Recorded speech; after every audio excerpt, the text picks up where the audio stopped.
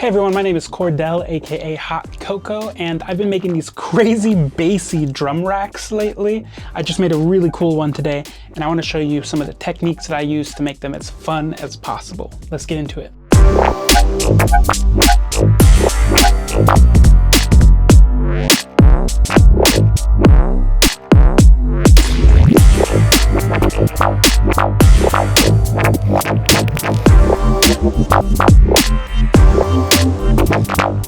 For me, every single drum rack needs to be dynamic, it needs to evolve and change over time, and so for me, cycling is crucial to drumming out really fun bass music, which means every time you hit the pad, it changes a little bit. So you can see one of these wubs right here.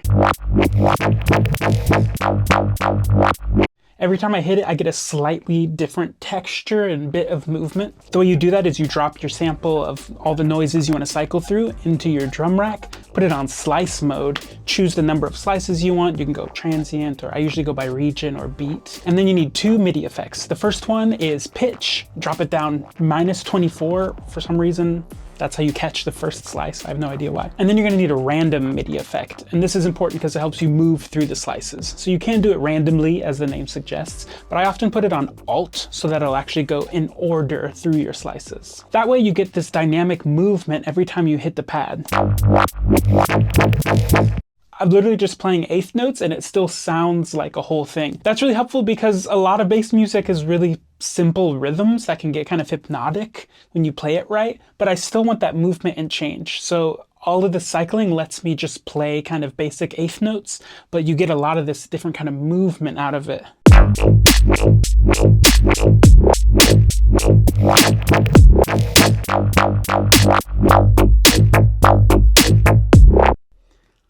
Like really, I'm just playing eighth notes. When you have a lot of these different bass sounds, another great technique is to hock it between them.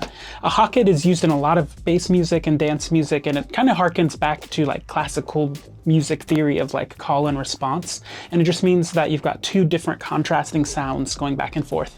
And when you're finger drumming, it's really fun because you can just bounce back and forth between two different pads. So for example, I have this high kind of bassy pluck. And then I've got this squishy guy. So it's really fun to just go back and forth between those two and create these hock it patterns.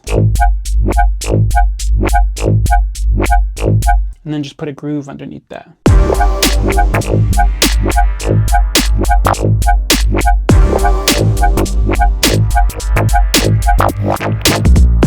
I love just finding these kind of patterns to hock it around. So instead of these two, I might go between these two, or these two. And that's the fun part, is just finding a good hock it pattern.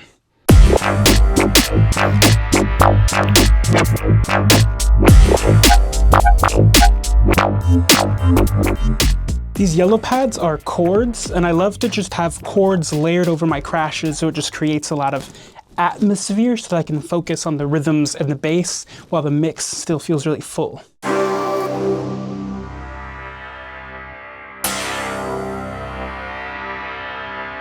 Notice how long they linger so that I can really play around without needing to come back to it too often.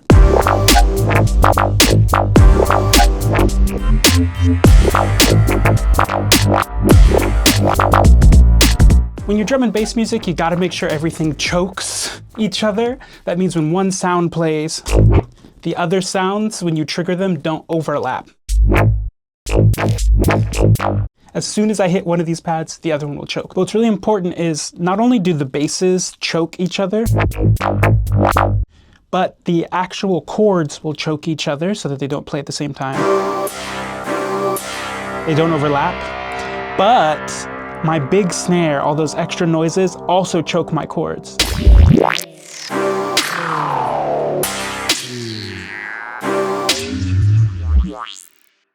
So that I can still fill up the mix and have crazy textures, but it doesn't get too messy.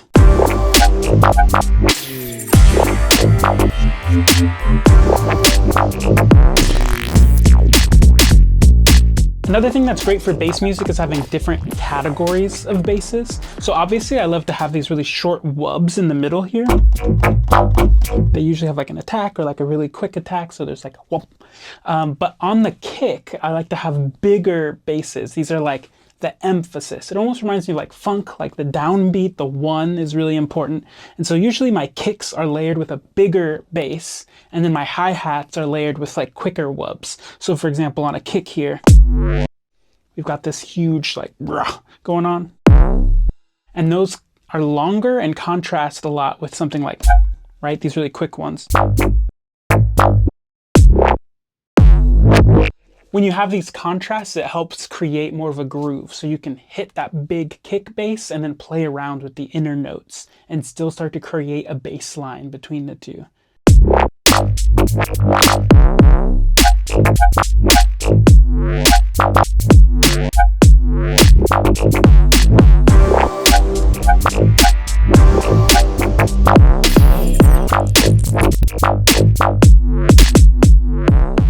If these wubs made you wiggle your body in any way, then make sure you hit the like button and the subscribe button so you don't miss out on any of these wiggly wonders that I'm dropping every week. So all of these bassy textures are fun, but really in order to make a track sing, you want live organic textures. Bring in some nature and some elements that make it feel real.